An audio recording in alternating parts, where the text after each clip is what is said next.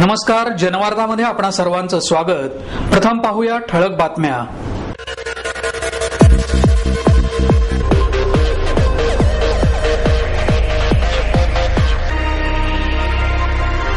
पक्षांतर्गत राजकारणातून विरोधी पक्षनेते आबा बागुल यांच्या महापालिका भवनातील कार्यालयात काँग्रेस वॉर्ड अध्यक्षांकडून तोडफोड।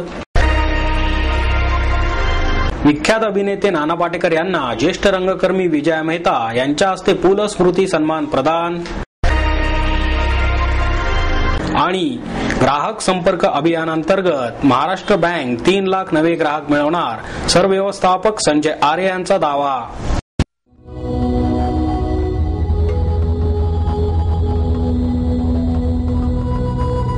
भृगु संहिता से जानिए आपके पिछले जन्म के बारे में, जानिए आपके इस जन्म के बारे में, जानिए आपके अगले जन्म के बारे में।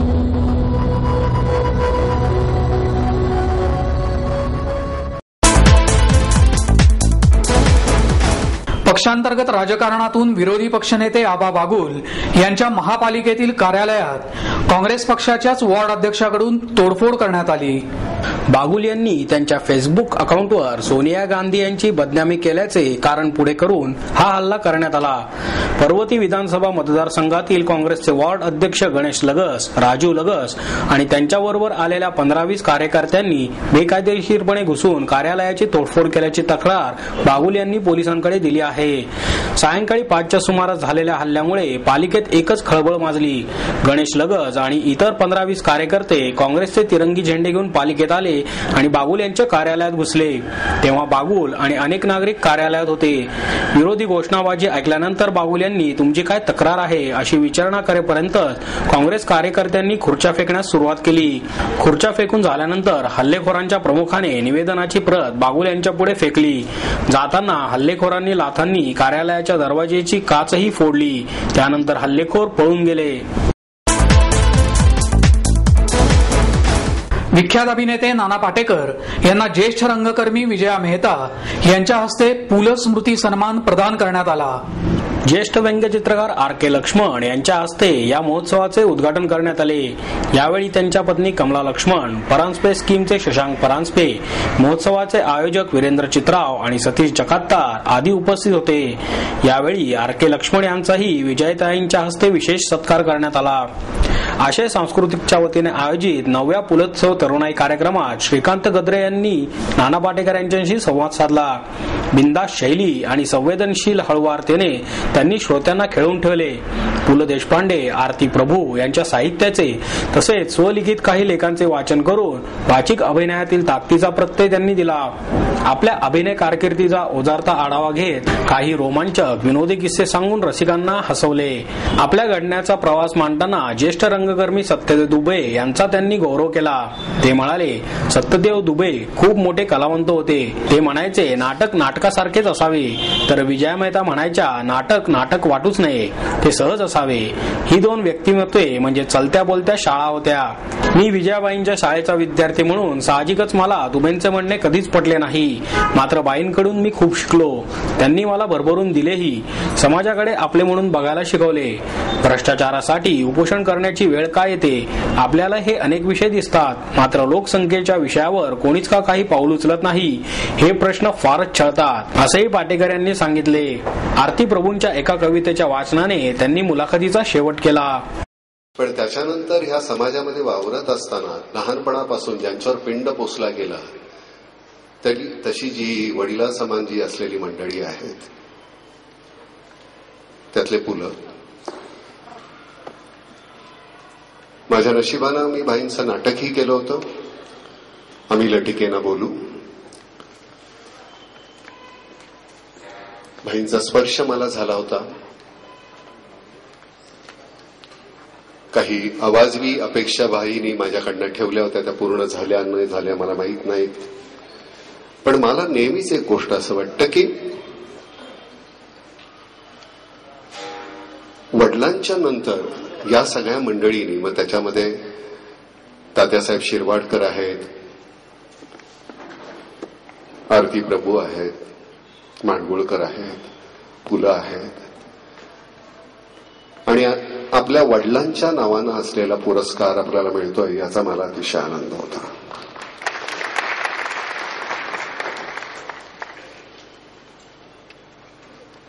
याच्या आधी फार मोठ्या मंडळींना हा पुरस्कार मिळालेला आहे. आपण योग्य की अयोग्य हे मला माहिती नाही, तरी सुद्धा मला हे घेताना फार आनंद होतोय झाला. साधारणपणे पुरस्कार नाकारणं हे मला आवडतं. म्हणजे यांना सुद्धा मी विचारलं की अशी कुठली गोष्ट आहे की ज्याच्यामुळे तुम्ही मला हा पुरस्कार देताय. त्यांनी मला आज दिला. मी म्हटलं तुम्ही अजून 2 दिवस घरी थांबा, विचार करा, पुन्हा एकदा ठरवा लायकी आहे का, आणि मग त्याच्यानंतर एकदा कन्फर्मेशन तुमच्याकडनं आलं की मग मी लोकांना सांगेन.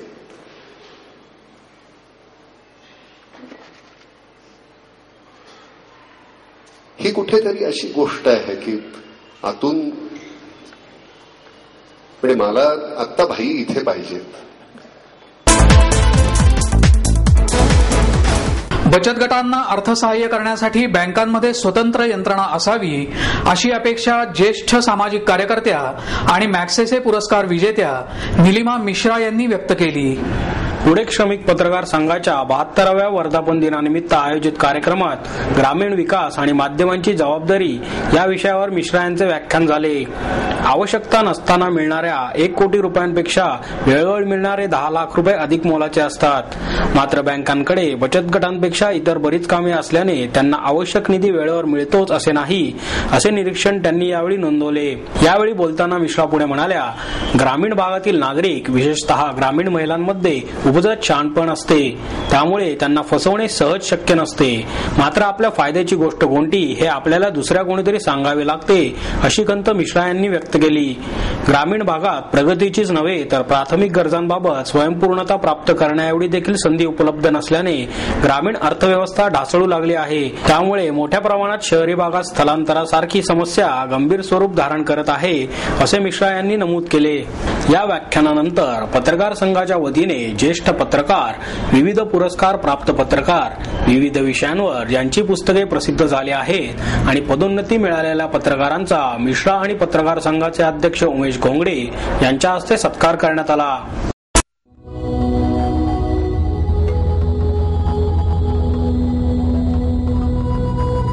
भृगु संहिता से जानिए आपके पिछले जन्म के बारे में, जानिए आपके इस जन्म के बारे में, जानिए आपके अगले जन्म के बारे में.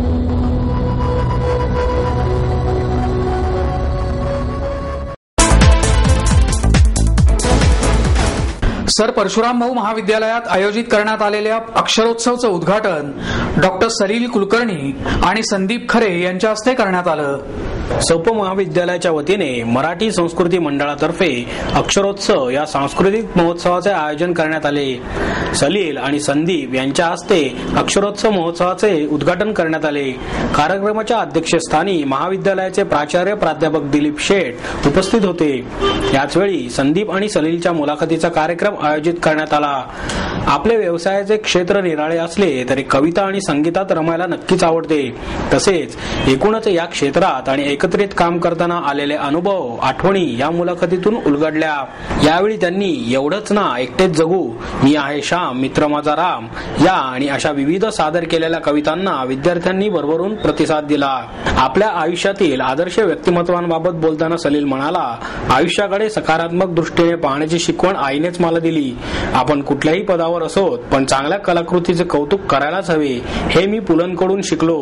तसेच साहित्य किंवा संगीत या प्रत्येक कलाकृतीकडे उघड्या डोळ्यांनी बघितले तर त्यांचा भरपूर आस्वाद घेता येतो. आजही प्रत्येक नवीन कलाकृती सादर करताना मनात धाकधूक कायम असते आणि त्यामुळे चांगली कलाकृती निर्माण होऊ शकते, असे सलील म्हणाला. ग्राहक संपर्क अभियानांतर्गत बँक ऑफ महाराष्ट्र 3 लाख नवीन खातेदार मिळवणार असल्याचा दावा बँकेचे सरव्यवस्थापक संजय आर्य यांनी केला. या उपक्रमाअंतर्गत देशभरातील 3 कोटी ग्राहकांशी संपर्क केला जाईल आणि सुमारे 3 लाख नवीन ग्राहक मिळवले जातील असा विश्वास बँकेचे सरव्यवस्थापक संजय आर्य यांनी व्यक्त केला. बँकेच्या औंध शाखेत संपर्क सप्ताहानिमित्त आयोजित ग्राहक मेळाव्याचे उद्घाटन बँकेचे माजी अध्यक्ष S.A. कामत यांच्या हस्ते करण्यात आले. या यावेळी औंध शाखेचे वरिष्ठ व्यवस्थापक संजीव नारखेडकर, के दशरथ, जयंत वाघ, स्मिता दामले, नानासाहेब राजकर, कुशल ओसवाल, दत्तात्रय गरुड, मिलिंद जोशी आदी मान्यवर उपस्थित होते. सामान्य खातेदारच बँकेच्या केंद्रस्थानी असल्याचे आर्य यांनी यावेळी नमूद केले. तरुण पिढी हे देशाचे भवितव्य असून युवा पिढीला गुंतवणूक आणि बचतीची सवय लागावी या दृष्टीने बँकेच्या वतीने विशेष प्रयत्न करण्यात येणार असल्याचे नारखेडकर यांनी सांगितले. एस.ए. कामत यांनीही मनोगत व्यक्त केले. प्रास्ताविक जयंत वाघ यांनी केले तर सुरेश परांजपे यांनी सूत्रसंचालन केले. बैंक ऑफ महाराष्ट्र 12 दिसंबर से 18 दिसंबर तक अपना एक कस्टमर सर्विस वीक मना रहा है. इस वीक में हम अपने सभी ग्राहकों से ज्यादा ग्राहकों से जनसंपर्क कर रहे हैं और ये कोशिश कर रहे हैं कि हमारे जमा संग्रहण में तेजी आए और हमारे नए खाते खुल सकें. इसी वीक में हम हमारे सभी एग्जीक्यूटिव्स और हमारे सभी अधिकारी और कर्मचारी अपने कस्टमर से संपर्क साध करके ये जानने की कोशिश कर रहे हैं कि उनकी क्या आवश्यकताएं हैं और उनकी यदि कोई हमारी सेवाओं के संबंध में उनको कोई सुझाव देना है तो उसके बारे में जानकारी प्राप्त कर रहे हैं. यदि उनकी आवश्यकताओं में किसी प्रकार की रिक्वायरमेंट है जो कि बैंक के हेड ऑफिस से पूरी की जा सके, उसके बारे में नीति निर्धारण के बारे में हमें एक बहुत महत्वपूर्ण इससे इनपुट प्राप्त होगा, ऐसी हमारी मान्यता है. इस सप्ताह में हमारी ऐसी साधारणतया उम्मीद है कि हम काफी जमा संग्रहण और नए जमाकर्ताओं को अपने परिवार में शामिल कर सकेंगे और हमारी उम्मीद है कि हम लक्ष्य हमने रखा है कि 3 से 5 लाख नए अकाउंट हम खोल सकें और इस संदर्भ में हमारे प्रयत्न जारी हैं. शिशुविहार बालवाडीतल्या विद्यार्थ्यांचं स्नेहसंमेलन आणि पारितोषिक वितरण नुकतंच पार पडलं. बालवाडीच्या अभ्यासक्रमात विशेष गुणवत्ता प्राप्त करणाऱ्या विद्यार्थ्यांना यावेळी शिवाजीराव भोसले सहकारी बँकेच्या संचालिका रेश्मा भोसले आणि जनवार्ताचे संपादक सागर शिंदे आदी मान्यवरांच्या हस्ते पारितोषिके देण्यात आली. यावेळी विद्याप्रसारिणी सभेचे अध्यक्ष शिंगरे, मुख्याध्यापिका शोभना जोशी, कार्यवाह सराफ, शिक्षक प्रतिनिधी स्वामी आदी मान्यवर उपस्थित होते.